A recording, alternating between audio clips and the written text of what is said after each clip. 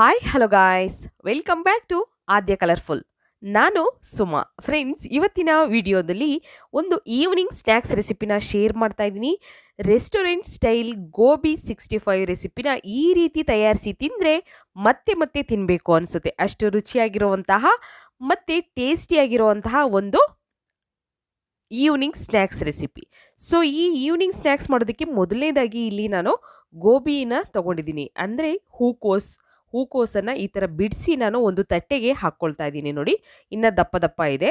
So ಇದನ್ನು ನಾವು ಹೂಕೋಸಿನ 65 ರೆಸಿಪಿನ ಮಾಡಬೇಕು ಅಂದರೆ ಖಂಡಿತ ನೀವು ಇದನ್ನು ಬಿಡಿಸ್ಕೊಳ್ಬೇಕಾಗುತ್ತೆ.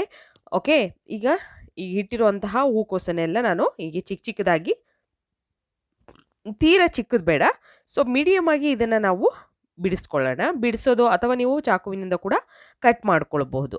ಫ್ರೆಂಡ್ಸ್, ನೀವ್ಯಾರಾದರೂ ಫಸ್ಟ್ ಟೈಮ್ ನನ್ನ ಚಾನಲ್ಗೆ ವಿಸಿಟ್ ಮಾಡಿದರೆ ಪ್ಲೀಸ್ ನನ್ನ ಚಾನಲ್ನ ಸಬ್ಸ್ಕ್ರೈಬ್ ಮಾಡ್ಕೊಳ್ಳಿ, ಹಾಗೆ ಲೈಕ್ ಮಾಡಿ ಮತ್ತು ಶೇರ್ ಮಾಡಿ. ಫ್ರೆಂಡ್ಸ್, ಈಗ ಈ ಗೋಬಿನ ನಾನು ಹೀಗೆ ಬಿಡಿಸ್ಕೊಳ್ತಾ ಇದ್ದೀನಿ. ಬಿಡಿಸಿ ಒಂದು ತಟ್ಟೆಗೆ ಫಸ್ಟು ಹಾಕ್ಕೊಳ್ಳೋಣ.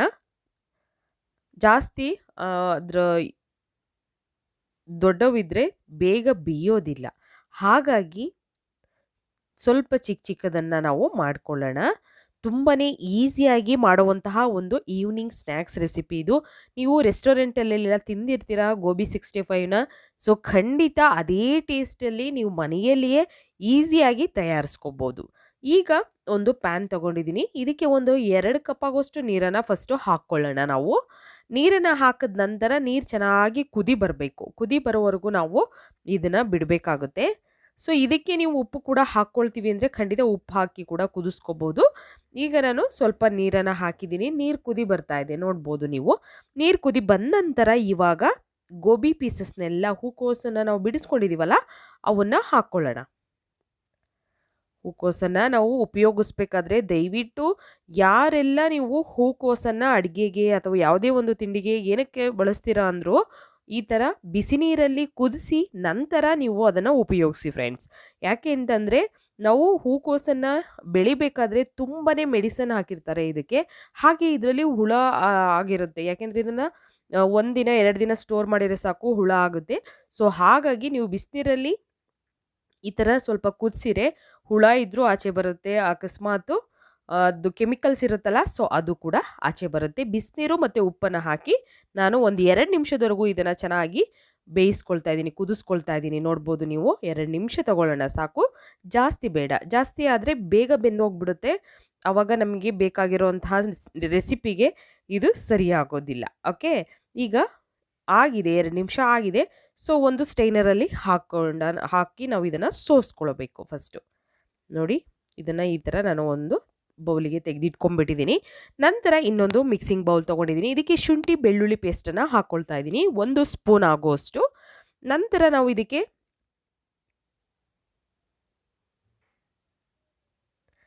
ರುಚಿಗೆ ಉಪ್ಪನ್ನು ಹಾಕ್ಕೊಳ್ತಾ ಇದ್ದೀನಿ. ಸೊ ಸ್ವಲ್ಪ ನಾವು ಬೇಯಿಸ್ಬೇಕಾದ್ರೂ ಉಪ್ಪನ್ನು ಹಾಕಿರ್ತೀವಿ, ನೋಡಿಕೊಂಡು ಉಪ್ಪನ್ನು ಉಪಯೋಗಿಸಿ. ಬೇಕು ಅಂದರೆ ಆಮೇಲೆ ಕೂಡ ನೀವು ಹಾಕ್ಕೊಳ್ಬೋದು, ಏನು ತೊಂದರೆ ಆಗೋದಿಲ್ಲ. ನಂತರ ಇದಕ್ಕೆ ನಾವು ಧನಿಯಾ ಪೌಡರ್ನ ಹಾಕ್ಕೊಳ್ತಾ ಇದ್ದೀನಿ. ಒಂದು ಅರ್ಧ ಸ್ಪೂನ್ ಆಗೋಷ್ಟು ಧನಿಯಾ ಪೌಡರ್ನ ಹಾಕ್ಕೊಳ್ತಾ ಇದ್ದೀನಿ. ಹಾಗೆ ಅಚ್ಕಾರದ ಪುಡಿನ ಹಾಕ್ಕೊಳ್ತೀನಿ. ಇಲ್ಲಿ ನಾನು 1 ಸ್ಪೂನ್ ಆಗೋಷ್ಟು. ನೀವು ಖಾರಕ್ಕೆ ಅನುಗುಣವಾಗಿ ನೀವು ಇದನ್ನು ಬಳಸ್ಬೋದು. ಎಷ್ಟು ಬೇಕು ನಿಮಗೆ ಖಾರಕ್ಕೆ ಅಚ್ಕಾರದ ಪುಡಿನ ಅಷ್ಟು ನೀವು ಉಪಯೋಗಿಸಬಹುದು.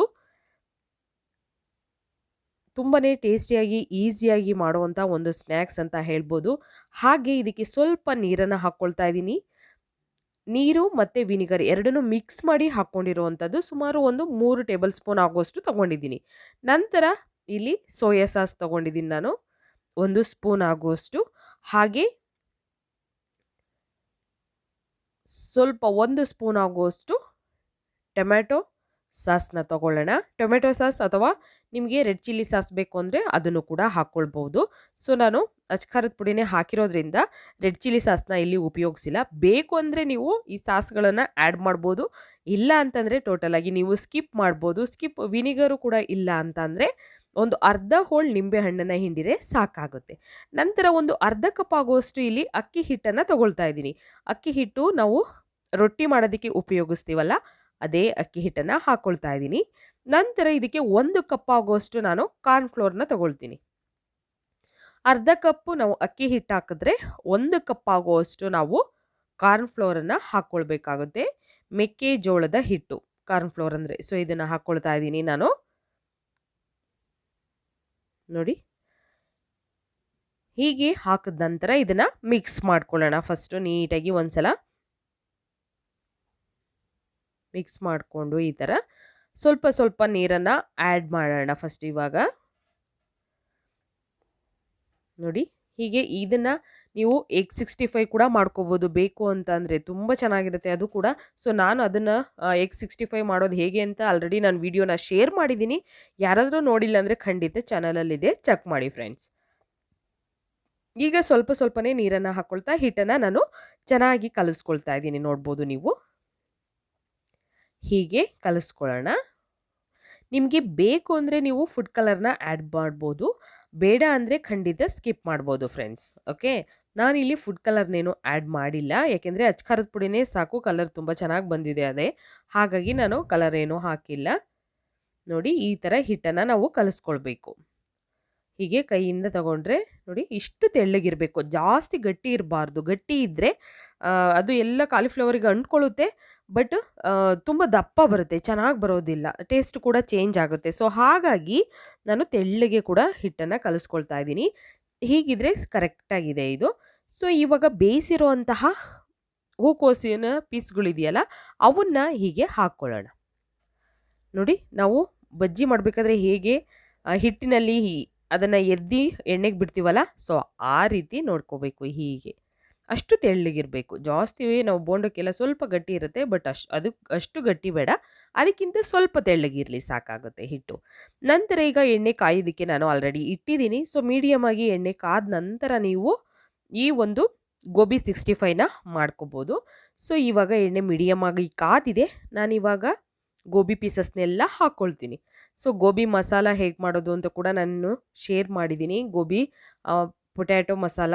ಸೊ ಖಂಡಿತ ಹಾಗೆ ಕುರ್ಮಾ ಮಾಡೋದು, ಗೋಬಿಯಲ್ಲಿ ಕುರ್ಮಾ ಮಾಡೋದು ಹೇಗೆ ಅಂತ ಕೂಡ ತಿಳಿಸ್ಕೊಟ್ಟಿದ್ದೀನಿ. ನೀವು ಯಾರಾದರೂ ನೋಡಿಲ್ಲ ಅಂದರೆ ಖಂಡಿತ ಚಾನಲಲ್ಲಿದೆ, ಚೆಕ್ ಮಾಡಿ ದಯವಿಟ್ಟು. ಓಕೆ, ಸೊ ಈಗ ಈ ಥರ ಎಣ್ಣೆಯಲ್ಲಿ ನಾವು ಫಸ್ಟ್ ದೂರ ದೂರ ಹಾಕ್ಕೊಳ್ಳೋಣ, ಯಾಕೆಂದರೆ ಒಂದಕ್ಕೊಂದು ಅಂಟ್ಕೊಳ್ಳುತ್ತೆ ಅಂತ ಹೇಳಿ ಸ್ವಲ್ಪ ದೂರ ದೂರ ಹಾಕ್ಕೊಳ್ತಾ ಇದ್ದೀನಿ. ಹೀಗೆ ದೂರ ದೂರ ಹಾಕಿ ನಾವು ಬೇಯಿಸ್ಕೊಳ್ಬೇಕು. ನೋಡಿ, ಹೀಗೆ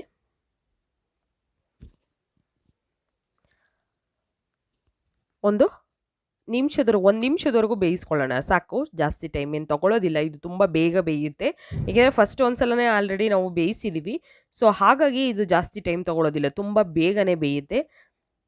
ಈಗ ಟರ್ನ್ ಮಾಡಿ ಇನ್ನೊಂದು ಸೈಡ್ ಕೂಡ ನಾವು ಬೇಯಿಸ್ಕೊಳ್ಳೋಣ. ನೋಡಿ, ಹೀಗೆ ಟರ್ನ್ ಮಾಡಿ ಬೇಯಿಸ್ಕೊಳ್ತಾ ಇದ್ದೀವಿ. ನೋಡ್ಬೋದು ನೀವು, ಈಗ ಚೆನ್ನಾಗಿ ಕರೆಕ್ಟಾಗಿ ಬೆಂದಿದೆ. ಸೊ ಬೆಂದಿದೆ ನೋಡಿ, ಕಲರ್ ಚೇಂಜ್ ಆಗ್ತಾ ಇದೆ ಅಂದರೆ ಖಂಡಿತ ಇದು ಆಗಿದೆ ಅಂತ. ಆಗ ಸ್ವಲ್ಪ ಗೋಲ್ಡನ್ ಕಲರ್ ಬಂದಾಗ ಆಗಿದೆ ಅಂತ ಅದನ್ನು ಟಿಶ್ಯೂ ಪೇಪರ್ ಮೇಲೆ ಇವಾಗ ನಾವು ತೆಗೆದಿಟ್ಕೊಳ್ಳೋಣ. ಹೀಗೆ ಈಗ ಎಲ್ಲ ಗೋಬಿಗಳನ್ನು ಕೂಡ ನಾನು ಆಯಿಲಲ್ಲಿ ಫ್ರೈ ಮಾಡಿಕೊಂಡು ಅದನ್ನು ತೆಗೆದಿಟ್ಕೊಳ್ತೀನಿ. ನೋಡಿ, ಆಗಿದೆ. ರೆಸ್ಟೋರೆಂಟ್ ಸ್ಟೈಲ್ ಗೋಬಿ 65 ರೆಸಿಪಿನ ಈ ರೀತಿ ತಯಾರಿಸಿ ತಿಂದರೆ ಮತ್ತೆ ಮತ್ತೆ ತಿನ್ನಬೇಕು ಅನಿಸುತ್ತೆ. ಅಷ್ಟು ಟೇಸ್ಟಿಯಾಗಿರುವಂಥ ಕಾಲಿಫ್ಲವರ್ 65 ರೆಸಿಪಿನ ಒಂದ್ಸಲ ಟ್ರೈ ಮಾಡಿ, ಹೇಗೆ ಬಂತು ಅಂತ ಖಂಡಿತ ಕಾಮೆಂಟ್ ಸೆಕ್ಷನಲ್ಲಿ ತಿಳಿಸಿ. ಬಾಯ್.